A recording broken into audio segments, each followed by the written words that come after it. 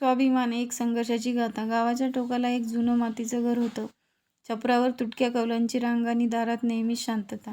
त्या घरात राहायचा विठ्ठल. शिकलेला नाही, श्रीमंत नाही, पण स्वाभिमानाने भरलेला माणूस. विठ्ठल रोज पहाटे उठायचा. हातात कुदळ, डोक्यावर फाटकी टोपी आणि मनात एकच विचार, काम कमी असो वा जास्त, पण भीक नाही. गावात लोक त्याला मजूर म्हणायचे. काही जण हसत, काही जण दुर्लक्ष करत, पण विठ्ठल कधीच मान खाली घालत नसे. एक दिवस गावात मोठं काम निघालं. श्रीमंत साहेबांचा बंगला, सगळे मजूर जमले.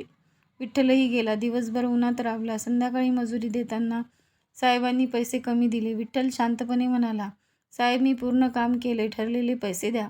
साहेब हसले. नको तर घे, नको तर जा, तुझ्यासारखे 100 मिळतील. क्षणभर विठ्ठलचं पोट रिकामं असल्याची आठवण झाली. घरात चूल पेटली नव्हती, पण त्याचा स्वाभिमान जागा झाला. तो पैसे टेबलावर ठेवून म्हणाला, साहेब, भूक भागवण्यासाठी मी अपमान स्वीकारणार नाही. आणि तो निघून गेला. गाव हसलं. अरे वेडा आहे का, पैसे सोडून गेला.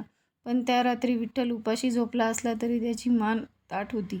काही दिवस कठीण गेले. काम मिळेना. लोकांनी टोमणे मारले. पण विठ्ठलाने तो स्वतःच छोटंसं काम सुरू करतो मातीची भांडी बनवायचा. हात फुटले, रक्त आलं.